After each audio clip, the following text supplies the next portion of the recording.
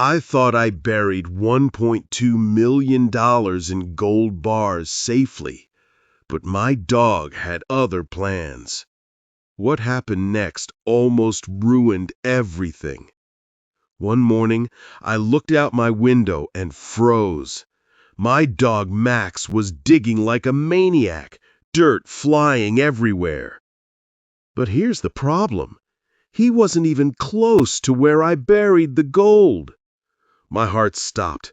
I ran outside barefoot, yelling his name, and as I got closer, I saw the ground caving in around him.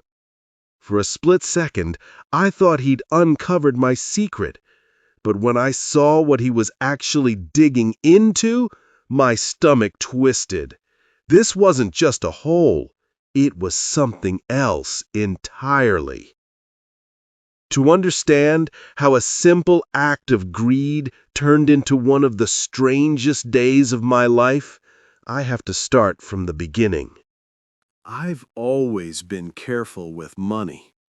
Growing up in a rough neighborhood taught me to hold on to what I earn. So when the economy took a turn and burglaries started happening nearby, I knew one thing. I couldn't trust banks or people. I'd worked for years flipping houses, saving every dollar, and eventually I converted everything I had into gold bars. It was old school, sure, but solid, real. That gold was my life's work, and I was determined to protect it. One Friday night, I grabbed a shovel, a steel box, and my flashlight.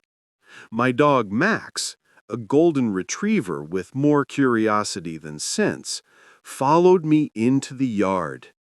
It was cold and quiet, the kind of night where every sound feels louder than it should.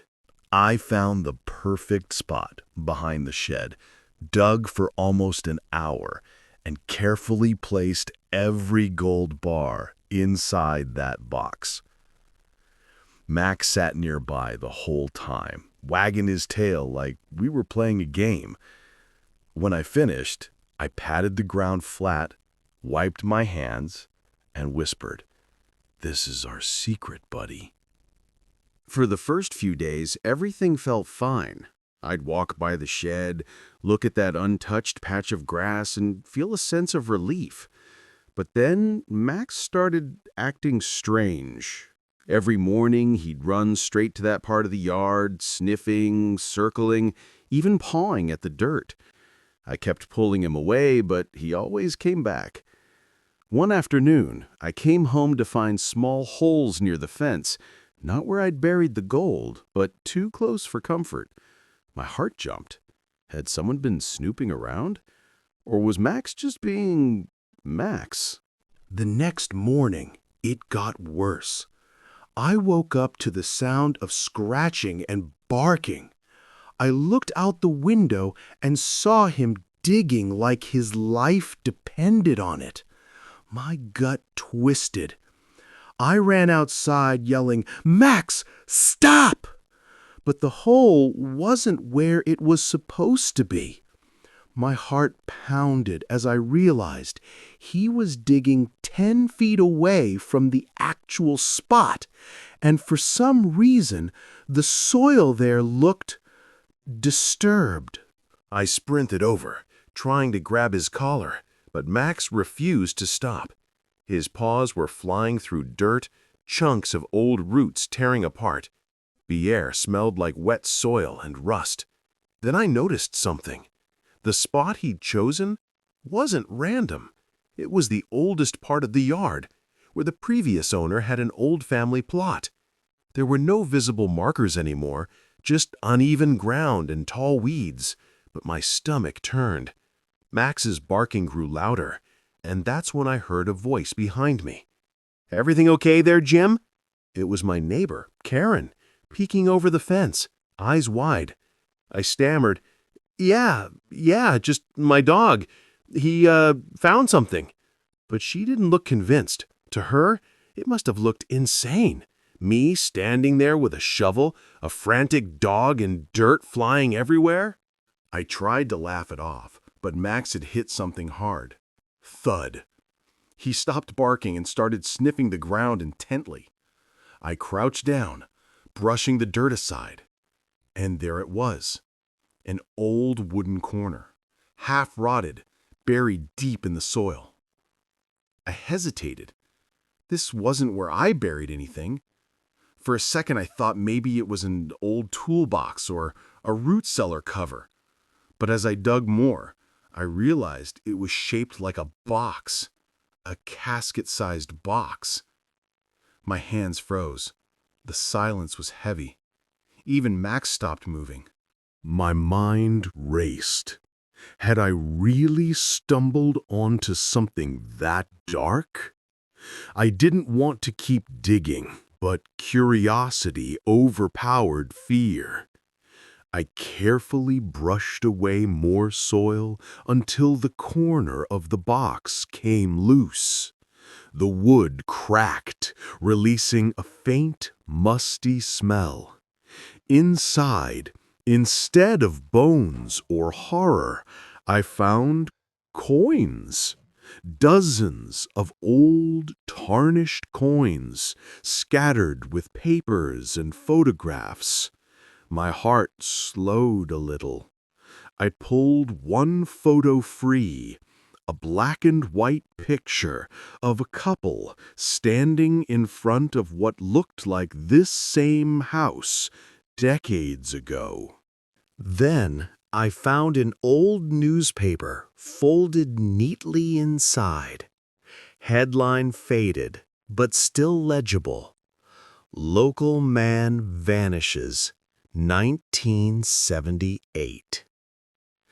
My hands trembled. I didn't understand. Was this a family time capsule? A memorial? I sat back on my heels, staring at Max. He wagged his tail proudly like he'd just saved the day. I couldn't help but laugh, even as my nerves steadied. I covered the box gently, deciding not to disturb it further. Then I rushed to the original spot and checked my gold. Still there, untouched. Relief hit me so hard I nearly fell backward. That night, I sat on the porch with Max beside me, watching the sun set. My hands still smelled like dirt and history. I thought about what we'd found, not just a mystery box, but a piece of someone's life buried long before mine ever began. It made me realize how strange life can be.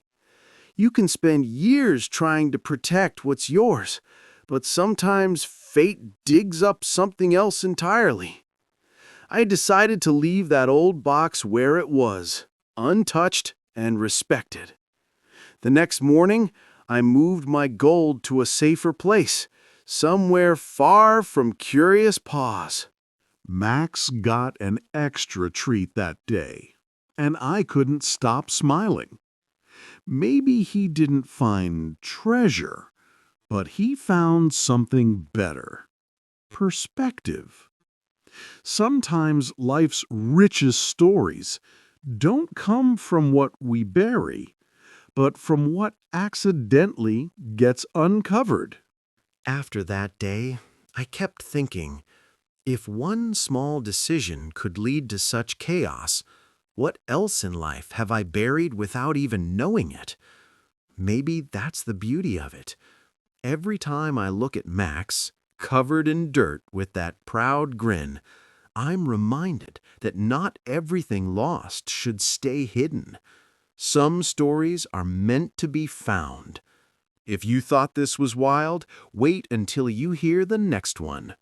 Subscribe to the Chapter Stories, because every life has a chapter, and sometimes the best ones start with a little chaos.